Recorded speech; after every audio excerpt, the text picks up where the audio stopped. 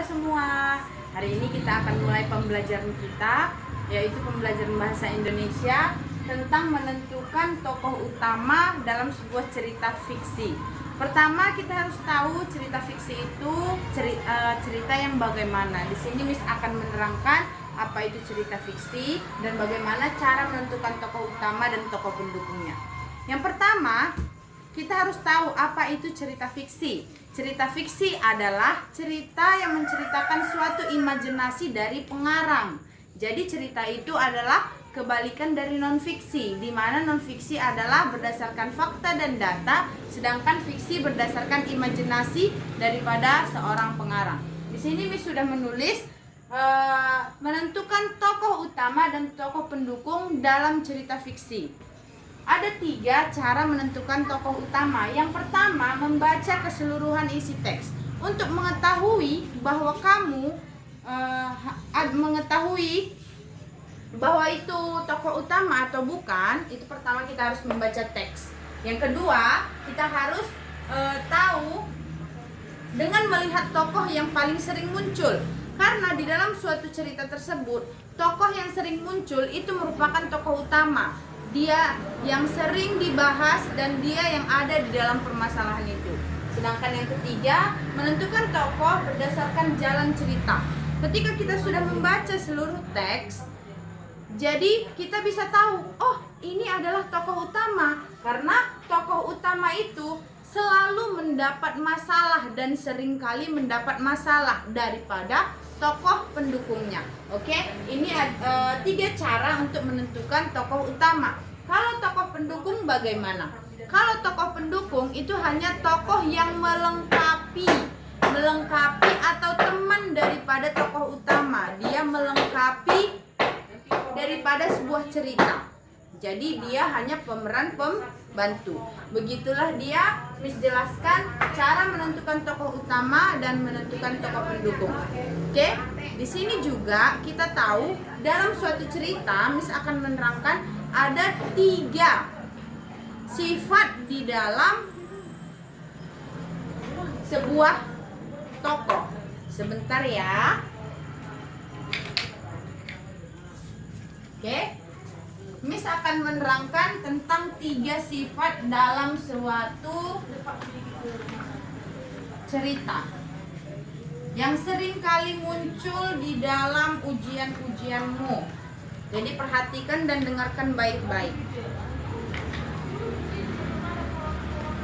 Oke, 3 sifat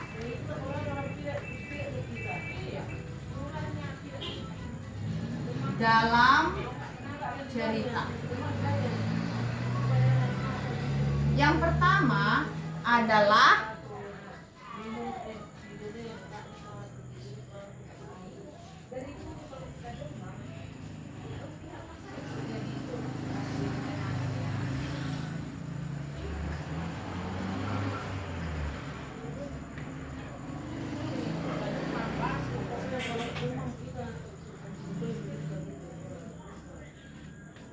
Oke, sebelumnya kita sudah pernah membahas ini ada 3 sifat dalam sebuah cerita, baik itu fiksi ataupun non-fiksi.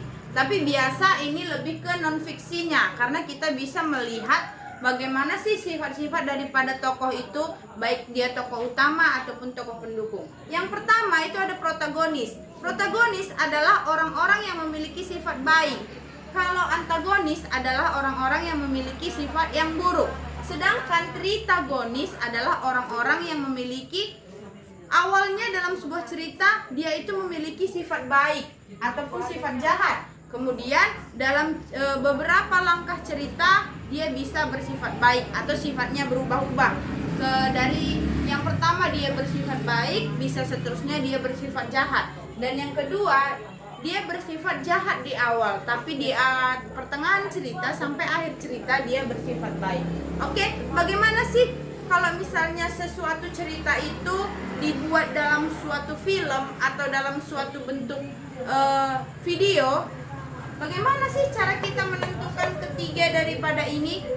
Yang ketiga daripada ini kita biasanya seperti protagonis. Apa yang paling mencolok daripada si protagonis. Protagonis ini kan berperan sebagai orang yang jahat. Jadi yang protagonis yang paling mencolok bisa kita lihat adalah dari raut wajah. Kita bisa mengenali tokoh protagonis ataupun antagonis ini dari raut wajah.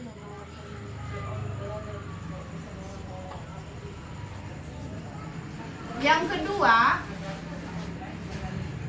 cara berbicara.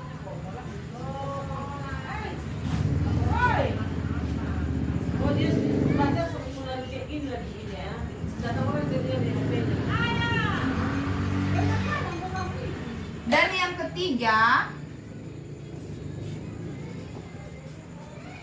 make up.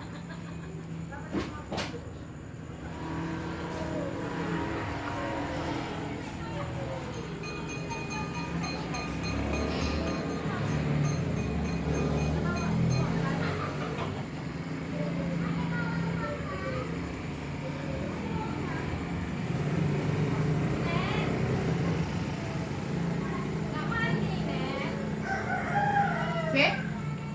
Yang pertama adalah raut wajah. Kalau dia antagonis, kita langsung tahu oh dia berperan sebagai antagonis karena raut wajahnya sangat bengis. Yang kedua, cara berbicaranya. Kalau yang antagonis, dia cara berbicaranya itu agak lebih ketus, lebih kurang lembut. Kalau dia antagonis, dia perawakannya lembut, cara berjalan, cara berbicara itu kita bisa tahu bahwa dia antagonis atau protagonis. Dan yang lebih bisa kita lihat adalah cara bermake upnya, cara berdandannya. Kalau misalnya protagonis, cara berdandannya itu lebih menor, dia lebih tebal make upnya dan lebih menor tampilannya dan perawakannya pun terkesan kejam. Sedangkan antagonis make upnya itu lebih tipis dan terlihat terkesan natural daripada yang protagonis. Kalau protagonis bagaimana?